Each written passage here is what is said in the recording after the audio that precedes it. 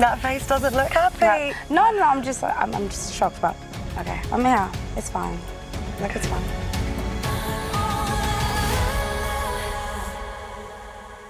What's going through your head right now? There wasn't really a reason. So I'm just like... I've just got in it though, man. I know, but sorry. How are you doing this now? No, I'm not doing anything. I was just saying there wasn't really a reason, so it's just, I was shocked. Yeah, we haven't even had a talk in 2 years. I know that. Yeah, that's what I'm saying, so we'll have a conversation.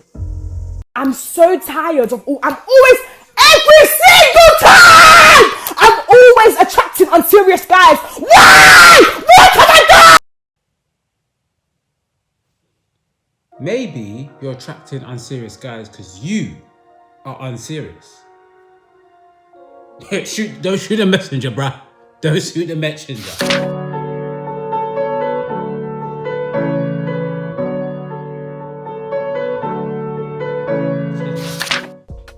Okay guys, so you can tell from that, and you can tell from the title of the episode, that we're going to be talking about relationships, why people attract unserious people, why people are in the cycles in which they attract people that don't match the values that they intrinsically and internally want.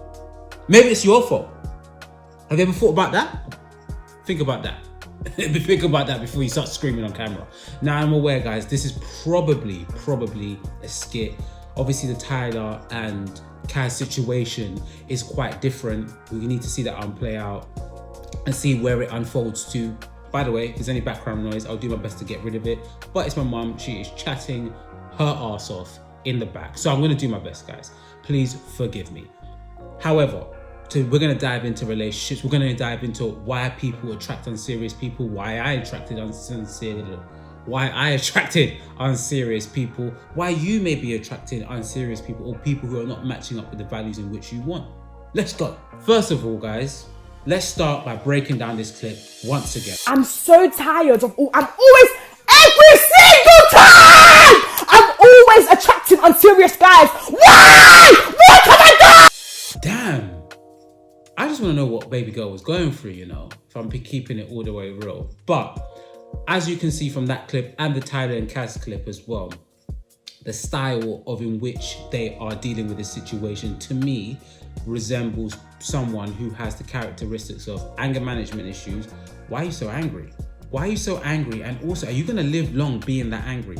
Secondly, conflict. Your conflict style, it seems to be competitive from what I'm seeing. Again, we're just guessing and we're hypothesizing. We are taking this and saying, hey, think about it broadly. We're not taking it literally. Maybe it was just a skit, maybe it was just a joke. However, that seems to me, if you react like that, you have a competitive conflict style. You're someone, when you're in conflict, you are trying to get your point across without understanding the other person's point of view.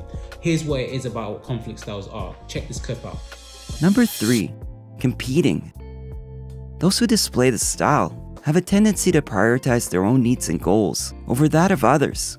The positive aspect of competing is that it allows people to assert their needs and desires, which is important in certain situations. It can even make one seem more confident. Competing can also encourage personal growth and challenge individuals to push themselves to their limits.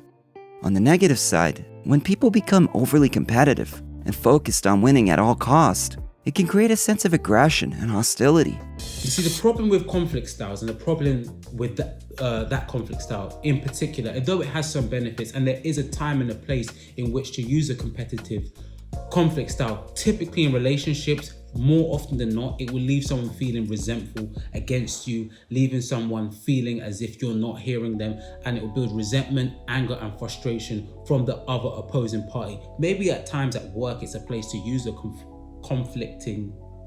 competitive conflict style, but not in relationship instances. And if you find yourself in conflicts with your partner and you are constantly trying to get one up, trying to get your point across without hearing that person, trying to prove that you're right, trust me, that is a recipe from disaster and a recipe for disaster.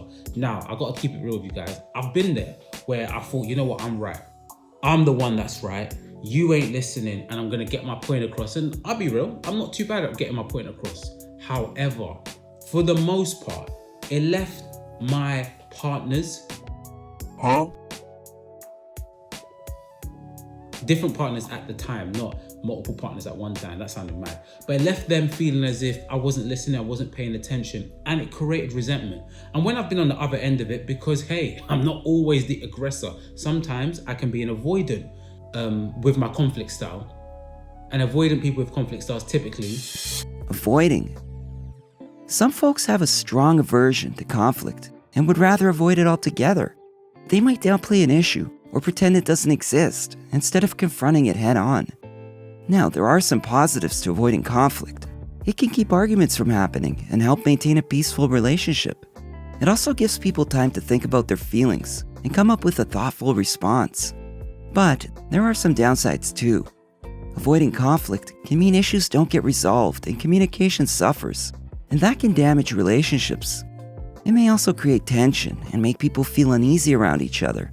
And let's not forget that avoiding conflict means missing out on the chance to learn and grow from difficult situations. They can leave you, they can avoid things, they can seem quite passive, and they do come down to issues that stem from your childhood as to why you pick such conflict styles. When being on the receiving end of someone with that conflict style, it did leave me feeling resentful. It led me building up a lot of resentment towards them and slowly distancing. So remember, your conflict resolution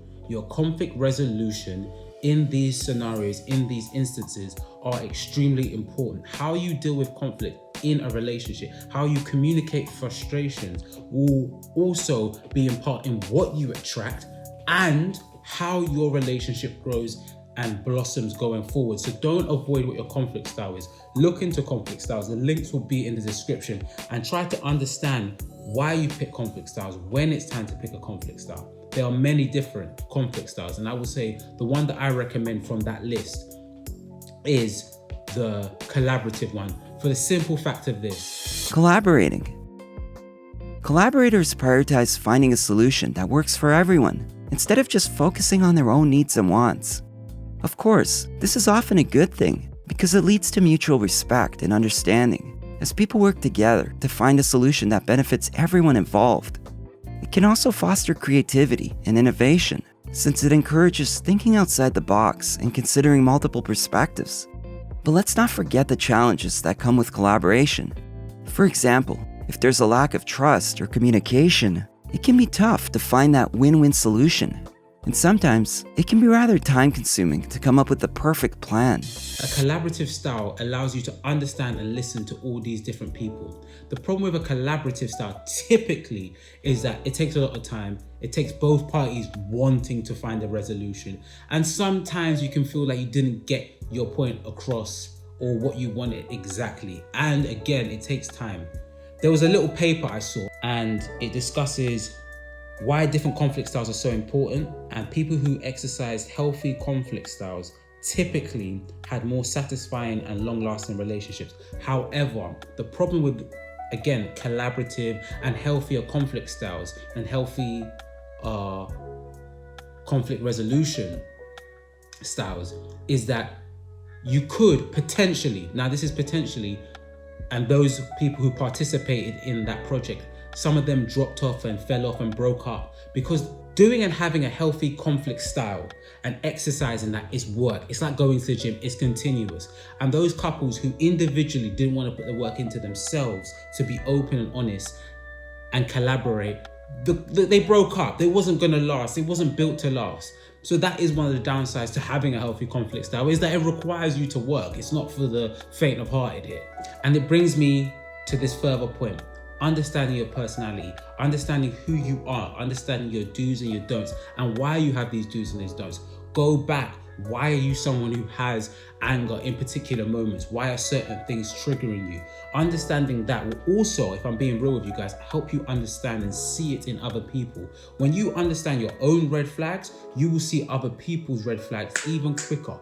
When you understand self, you can understand the outer world even quicker.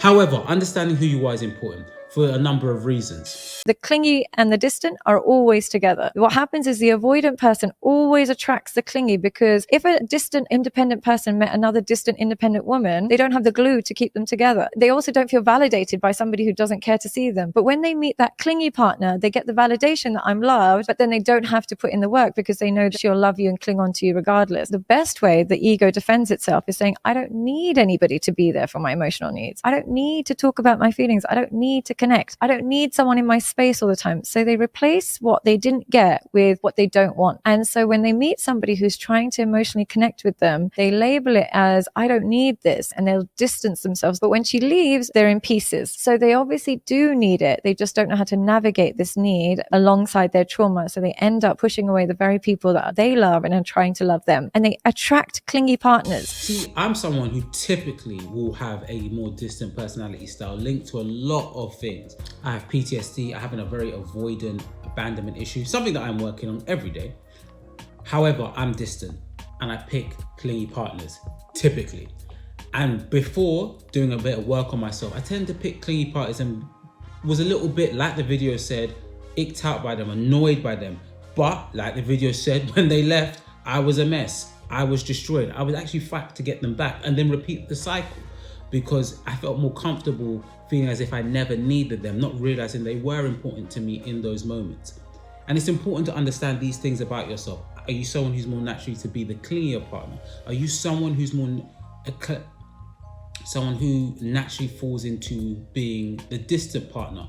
And understand, if you're the distant partner, accept that you have a little bit of emotional distance. Perhaps you grew up in a household where you would be and was made to feel emotionally cold, and you never got quite the love and support that you required as a child. And understanding that our love comes from a childlike understanding is also very important, as opposed to trying to avoid that. But it's very important to know that.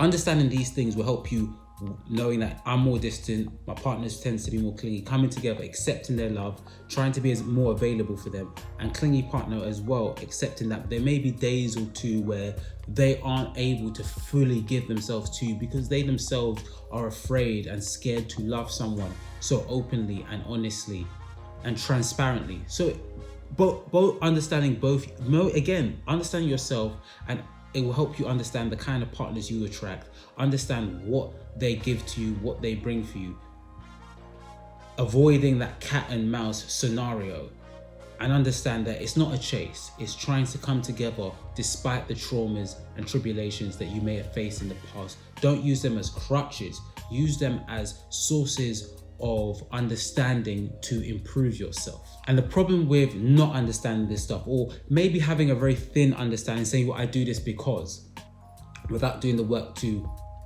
evolve past it and try to feel safer in your scars. I always say that I'm proud of my scars, not because I was happy having them, it's that they taught me something. I learned something. I learned resilience. I learned that having PTSD isn't the end. And because of maybe abandonment issues and maybe coming from a home where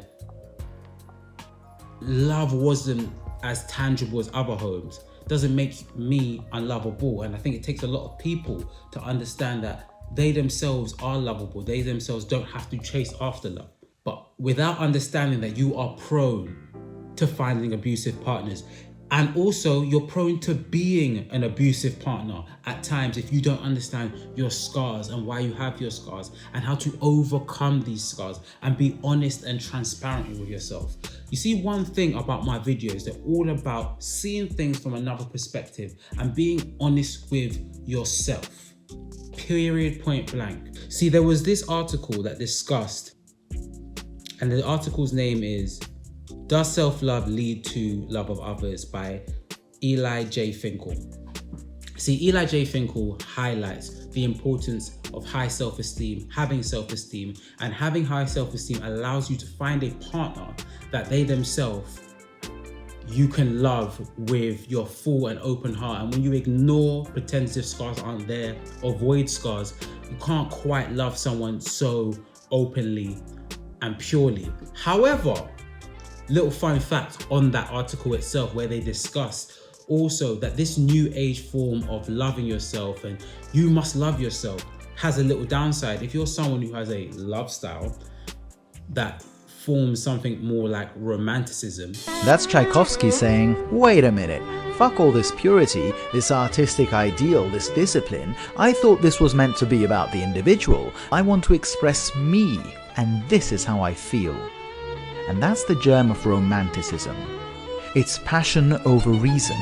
It's still all about the individual, but now it's about the individual's irrational side. It's about the emotional extremes.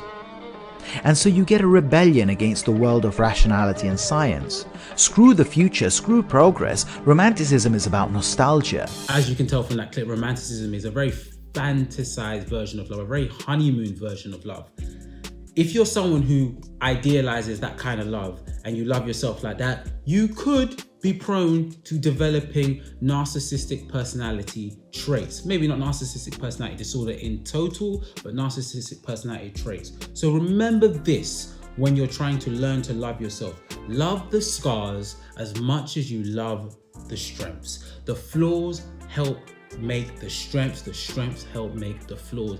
Every day you're evolving, every day you're improving. Don't avoid that.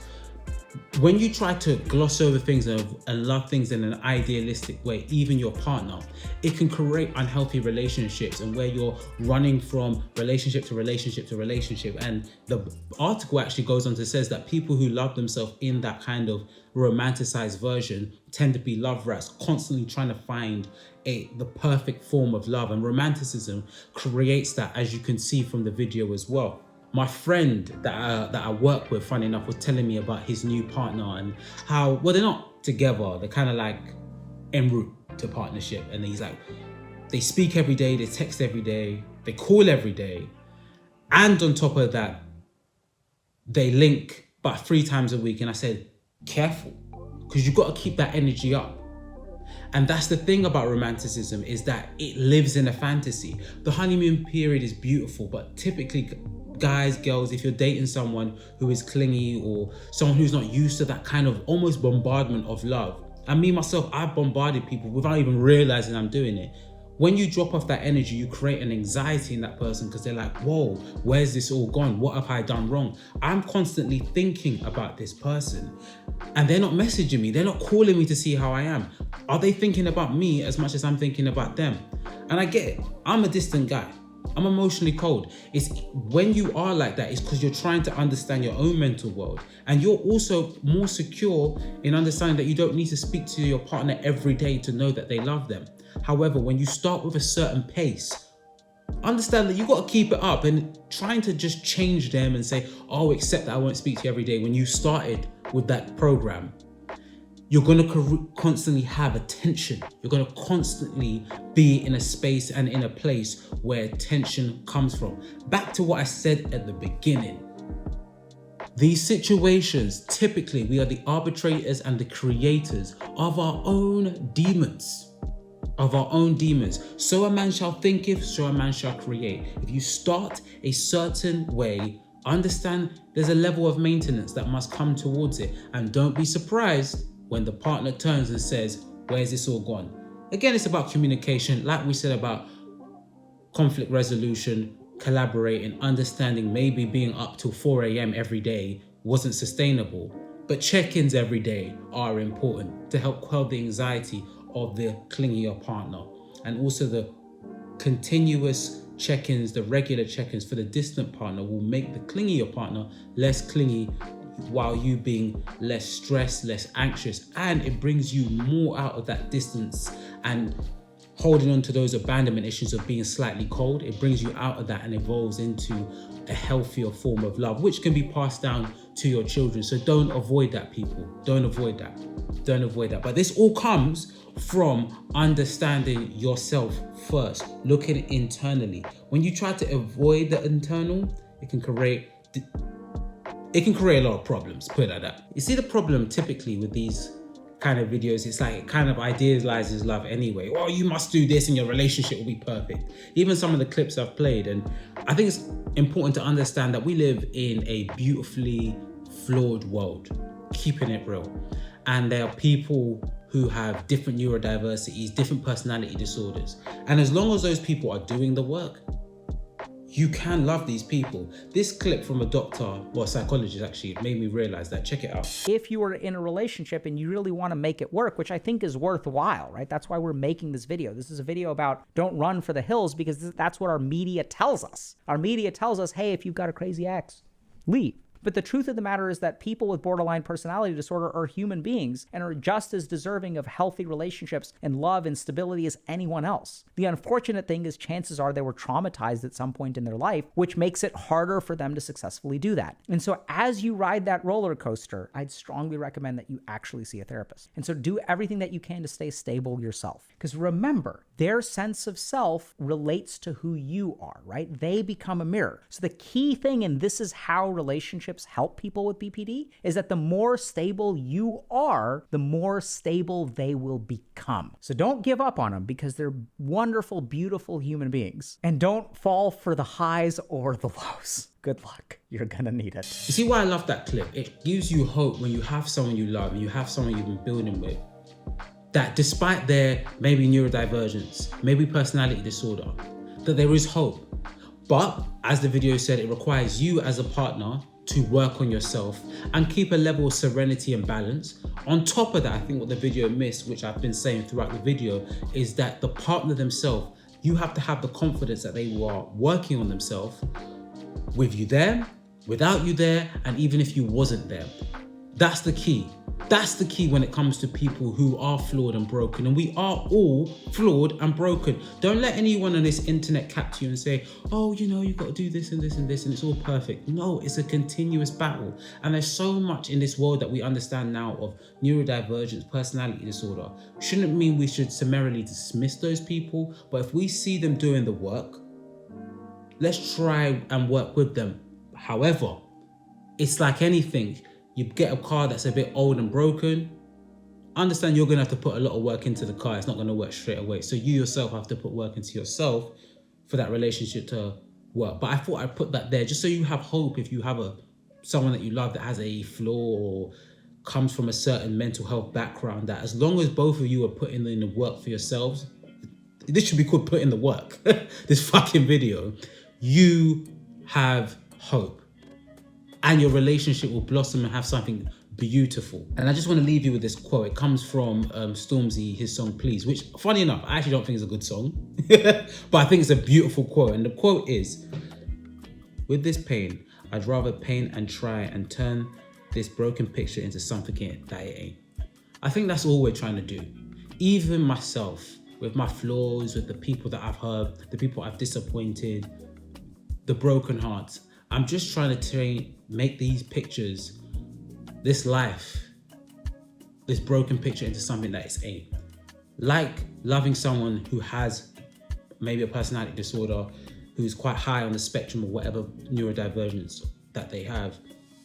Understand that the picture's already broken, and let's just try to make it something that we hope it could be. And the closer we get to it, the better. I hope that makes sense. What I'm trying to say is, because that might have gone over, is that we're trying to make these pictures that we get that are already broken into something that we know that it ain't, but it's about the effort that you put in. I hope that makes sense. I really hope that it makes sense. And I'll say this about my final point, because I've gone on for quite a while ranting about taking accountability in the relationships. It might be your fault if you're attracting a toxic ex. The reason I say that is because this one point. If you keep saying all niggas are trash, all bitches are hoes, first of all, guys, if you're attracting all hoes, maybe you're a hoe too. Don't like calling women hoes, but one thing I say, if you're gonna call her a hoe, maybe you're a hoe too. Why do you keep attracting her? Women, if all niggas are trash, if all guys are trash, are you a recycling bin? The reason I say that is the quote is, so shall a man think, so shall a man do. The reason I say that, and the reason I think it's very important, is your thoughts are very powerful. I've been there where I've created cycles of testing people in love, which creates dynamics which breaks love anyway. It's not a healthy place for love to grow. Being dynamics of self-sabotage without even realizing, and you may even realize, some of us, that, oh, we self-sabotage, but what are you doing about it? Because if you're not trying to actively change the programming in your mind, nothing fucking changes. You have to make put in the work. You have to. It's so deep. If you're in that process of, oh, I self-sabotage, oh, I do this, oh, I do that, understand that comes from a place of low self-esteem. That comes from a place of not knowing your worth in love. And the reason I think it's so important to mention that is because it's very easy for us to say, oh, I do this, not realizing that's linked to low self-esteem. For example, myself, self-sabotaging and testing people in love. It came from a place of thinking that I'm unworthy of love. It came from a place of thinking that I'm unlovable. And if you avoid those difficult acceptance of why you do things, you're not going to heal and go past it. When people talk about breaking generational curses, it ain't always fucking finances, you know. It's about creating toxic routines. Why do you have to chase a partner without realizing that someone who accepts you for you and you don't have to go out and chase is enough for you? You can't see that that is a generational curse. You get what I'm saying? Why is it, a lot of my female friends have told me this, that they see someone and they look for the potential in them, and when they see the potential, they want to build them up.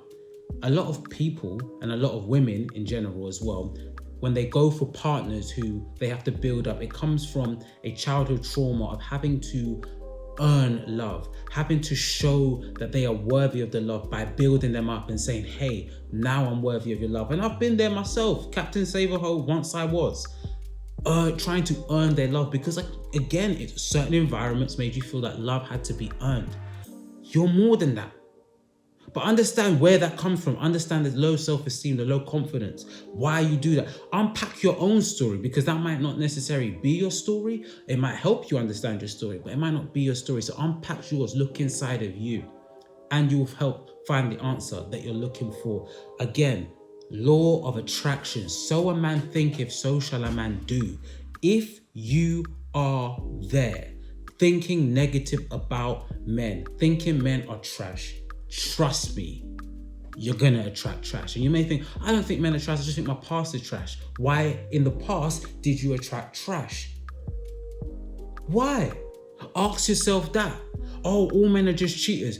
Are you attracted to Casanovas? Is there a reason why you go for a particular type of person who is maybe distant, maybe someone who's a womanizer? What does it remind you of? What's it linked to? I don't want to go on for too long, guys, but don't just, because I've been there.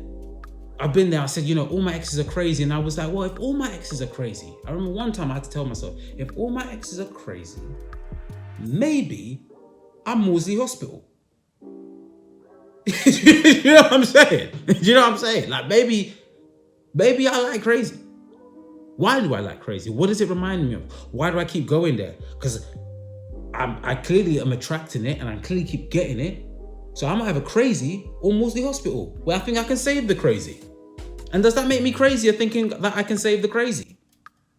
If I keep attracting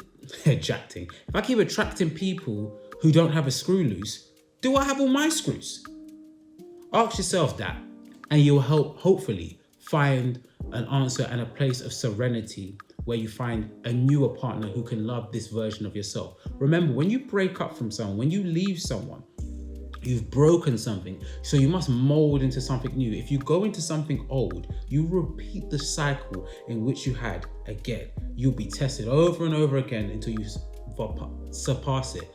And also, I'll say this, when you surpass that level that you were at before of hurt and pain, and of attracting people that weren't matching and in line with what you deeply intrinsically want, when you get to that new level, it's going to be uncomfortable because it's something new. It may even feel boring. It may just feel confusing. It may even feel overwhelming. For me, people who love me today overwhelm me.